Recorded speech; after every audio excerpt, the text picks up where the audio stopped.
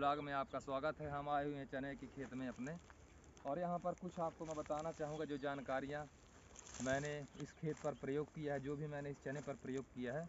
और आप देख सकते हैं इस चने की बुवाई है, ये बुवाई थोड़ा लेट है। ये 1 दिसंबर के लगभग इसमें पानी लगा था, थोड़ा लेट हो चुका हूँ। लेकिन मैंने सर्वप्रथम इसमें क्या किया था, कार्बेंडाजिम से बीज उपचार किए थे। उसके बाद हमने इस पूरे 3 एकड़ का खेत है यहाँ, इस पर हमने 3 बोरी NPK 20-20-0-13 का प्रयोग किया था, जिसमें 20% नाइट्रोजन थी, 20% फास्फोरस थी और 13% क्या था, सल्फर था। जिसके साथ हमको लगभग 18 से 20 किलो सल्फर की मात्रा मिल चुकी थी। और उसके बाद क्या था, उसके बाद 30 दिन के बाद 30-35 दिन के बाद हमने इस पर क्या किया था, हल्की सिंचाई की थी। उसके साथ हमने 15 किलो प्रति एकड़ यूरिया अर्थात 45 किलो इस पूरे खेत में, उस 3 किलो प्रति एकड़ सल्फर का प्रयोग किया था। क्योंकि हमने शुरुआत में 20-20-0-13 ले लिया था, उसमें हमको 3 किलो प्रति एकड़ सल्फर मिल चुकी थी, अतः 6 किलो प्रति एकड़ सल्फर हो गई।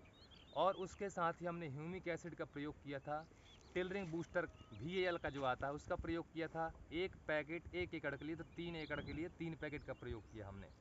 अब उसके बाद चने की स्थिति आप देख सकते हैं, कुछ इस प्रकार चना दिख रहा है। हालांकि थोड़ी लेट बोनी है, उसकी वजह से कुछ हो सकता है कुछ कल्लों में कमी रह गई हो।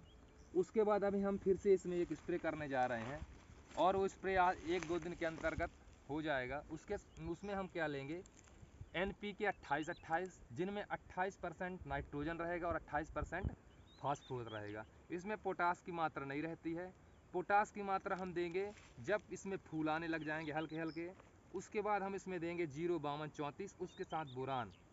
052-34 और बोरान का काम क्या होता है, बढ़िया फ्रूट सेटिंग 1 नंबर होती है, और जितने भी फूल आएंगे सभी में फल आते हैं। क्योंकि फास्फोरस और पोटास, फास्फोरस क्या काम करता है, फास्फोरस जड़ों से पूरे पोषक तत्व को खींचकर इस चने में देता है, और जो पोटास होता है इसकी रोग प्रतिरोधक क्षमता बढ़ाता है। और उसके साथ साथ क्या करता है, जिसमें फल लगते हैं फलों की क्वालिटी 1 नंबर की होती है। और बोरान क्या करता है, फूल को ज़्यादा से ज़्यादा बढ़ाता है।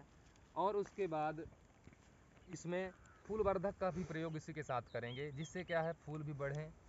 और इसके साथ ही आपको हम बीच बीच में जानकारी चने की देते रहेंगे। धन्यवाद। अगर इससे कुछ जानकारी आपको अच्छी लगी हो तो हमें कमेंट में साझा करें। धन्यवाद।